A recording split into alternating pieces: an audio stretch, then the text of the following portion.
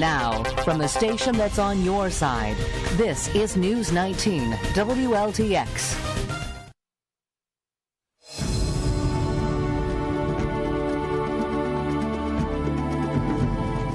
Well, yesterday we brought you the story of Mike DeZinno, a man who's always loved to build, but to do that, he had to overcome some huge obstacles. Now, we've gotten so much positive feedback on this story, we decided to air it once again to show you his inspirational story. Ashley Orr has more in tonight's Hero Central. From the time he was a toddler, I have recollections with tools in my hands as young as 3 years old. Building was in Mike DeZinno's blood. When other kids were getting sleds and electric trains, I wanted an electric train so I could take it apart and rewire it. But something was off. If you threw something to me, I missed it. You know, and I was bumping into things, but they just figured I was a klutzy little kid. And it had nothing to do with klutz. I did not have my first eye test until I was in kindergarten. I was born legally blind. That means I had less than 2200 vision, and it was non-correctable. And they realized that soon I would be totally blind. While he lost his sight, Mike's love for creating only grew. This is what I did. I fixed things, built things, repaired things, made things, you know, modified things. And despite precedent, Mike has measured, nailed, lifted, and sawed his way into 13 construction trades. I know what it is to be judged because of not what you've done, but the perception of what someone thinks you are.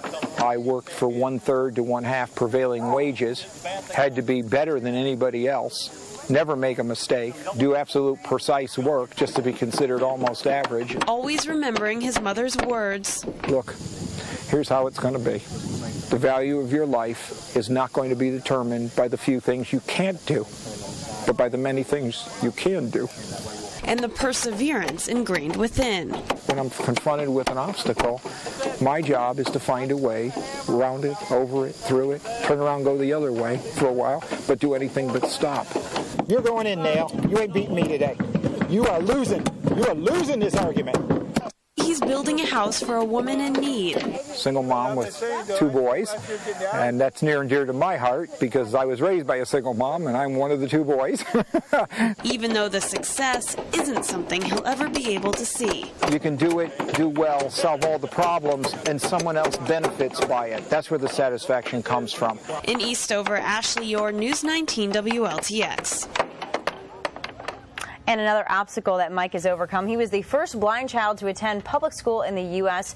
And if you'd like to know more about Mike's story, just head to our website, WLTX.com. That is worth showing that again. I agree. I've seen it 3 or 4 times now. It doesn't get old. No, Good it's story. so inspirational. You know, it just shows you can do anything you want.